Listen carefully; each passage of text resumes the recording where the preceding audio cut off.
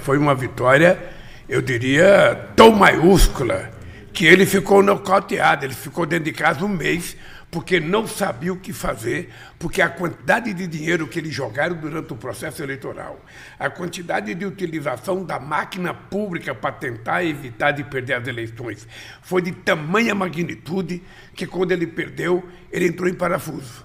Ele se trancou dentro de casa, ficou chorando, lamentava. Tem gente que disse que tem dia que ele falava, tinha dia que ele não falava, e na verdade ele estava preparando um golpe. E estava preparando um golpe que era para ser no dia da minha diplomação. Como eu mudei a diplomação do dia 18 para o dia 12, eles foram pegos de surpresa. Mesmo assim, no dia 12, quando eu fui diplomado, fizeram aquele carnaval, enfrentaram a Polícia Federal, tocaram fogo em ônibus, aqui no centro de Brasília, com a proteção da polícia. Forte. Vamos receber o Lucas Borges. Eu peço licença a vocês, eu volto daqui a pouquinho com vocês dois para a gente comentar esse e outros assuntos, mas o Lucas já está conosco, que inclusive acompanhou o Café com o Presidente, está acompanhando a agenda do presidente agora. Olá, Lucas, bom dia para você. Bom dia, Fabíola, bom dia, Josias, Sakamoto, bom dia a todos e todas. Engraçado, Fabíola, que eu estava aqui esperando entrar, né, já acompanhando o All News, e estava tanto o Josias quanto o Sakamoto falando sobre esse período de transição do ex-presidente Bolsonaro, e eu falei, rapaz, é exatamente o que o presidente Lula falou hoje na live, né, sobre como aparentou ser um momento em que o ex-presidente estava mais se fechando entre si, e hoje se descobre que ali no Alvorada estava, na verdade, acontecendo outro tipo de coisa, né? Não era propriamente um resguardo, mas, enfim, estamos descobrindo que havia uma trama ali por trás. E essa fala de Lula é importante, né, Lucas? Porque o Lula já tinha falado a respeito do golpe, quando se falou muito sobre as investigações do 8 de janeiro. Ele é mais cauteloso, usa poucas palavras, né? Mas hoje ele está cravando aí de que Bolsonaro estava preparando o golpe, trazendo as informações sobre as datas. E quando a gente vai juntando as peças do quebra-cabeça, é interessante ver a postura aí do presidente Lula e o que ele está falando, porque há toda uma investigação e por várias partes falando sobre essa tentativa de golpe. E Lula agora parece ter certeza de que Bolsonaro estava preparando o golpe. Pelo menos foi o que ele disse, né, Lucas? Foi exatamente a frase dele, né? Sim, Fabíola, essa sua leitura ela é perfeita. Assim que começou o governo mesmo, não mais na transição, mas ali por janeiro e fevereiro, após os atos golpistas de 8 de janeiro, a gente estava aqui e conversava no Planalto, conversava com a SECOM, e o que eles diziam o presidente, pelo menos, não vai ficar associando isso diretamente ao ex-presidente Bolsonaro. Ele vai deixar a PF correr, né, de forma independente, vai deixar as apurações acontecerem, e aí a gente vai falando, isso cabe mais ao PT no Congresso, à liderança do governo e tal, e tal, e tal. Com as investigações avançando, Fabíola, entra esse ponto de que o presidente foi soltando, né? Quanto mais prova, a gente sabe que o presidente gosta de falar, né? Tem seu jeito um pouco contundente, e foi exatamente isso que você falou. Quanto mais provas surgem, mais, vamos dizer, mais seguro o presidente fala e usa o nome do ex-presidente Bolsonaro associando a atos golpistas. Hoje ele fala, como você disse, como você viu hoje, no café da manhã que a gente teve com os jornalistas, né, os setoristas aqui no Planalto, ele também falou sobre isso, então ele já não tem mais nenhum resguardo, ele usa mesmo o nome do Bolsonaro, e sem fala, como falou hoje, um pouquinho depois da fala que aparece, ele fala, isso está sendo investigado, isso está sendo apurado, e eventualmente vai gerar uma denúncia.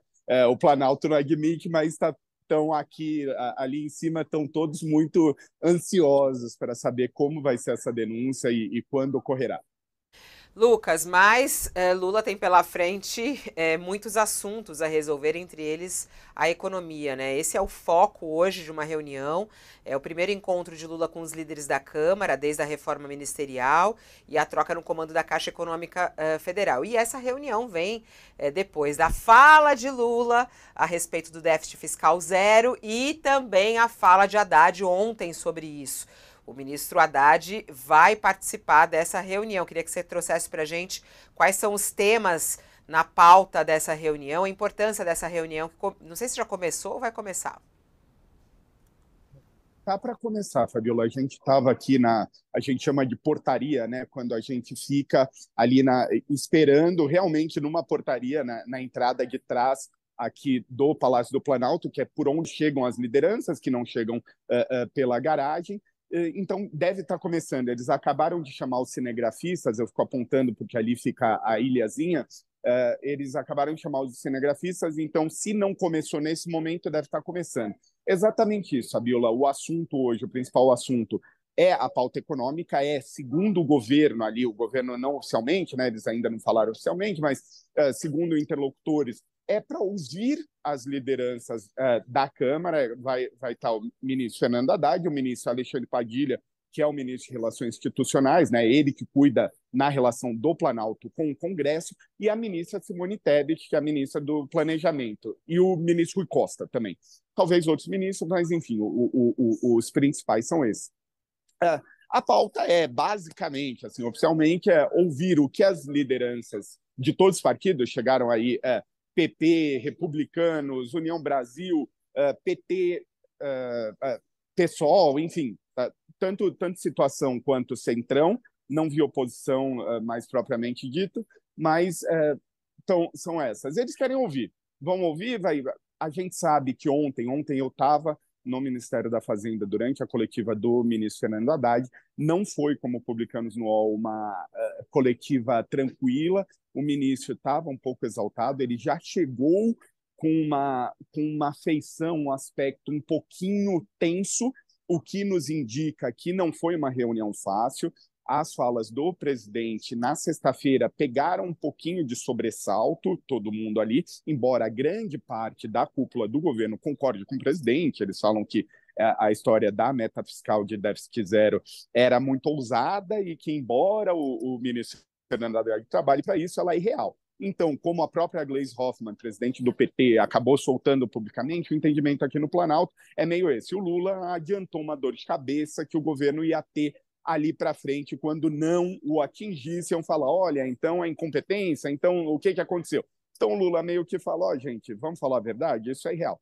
Isso acaba não agradando o mercado, obviamente, né? Porque uma coisa é você ter essa prospecção e tentar alcançá-la, outra é meio já assumir que não vai acontecer. Isso irritou, sim, o Congresso, a gente viu reação na hora por parte do Congresso, e essa reunião como oficialmente é para ouvir um e outro, mas extraoficialmente é meio para, bom, vamos acalmar esse clima, vamos deixar com que tudo fique um pouquinho mais balanceado, vamos colocar todo mundo na mesma página. O governo vai ouvir, né? O governo vai ouvir, vai ter reação.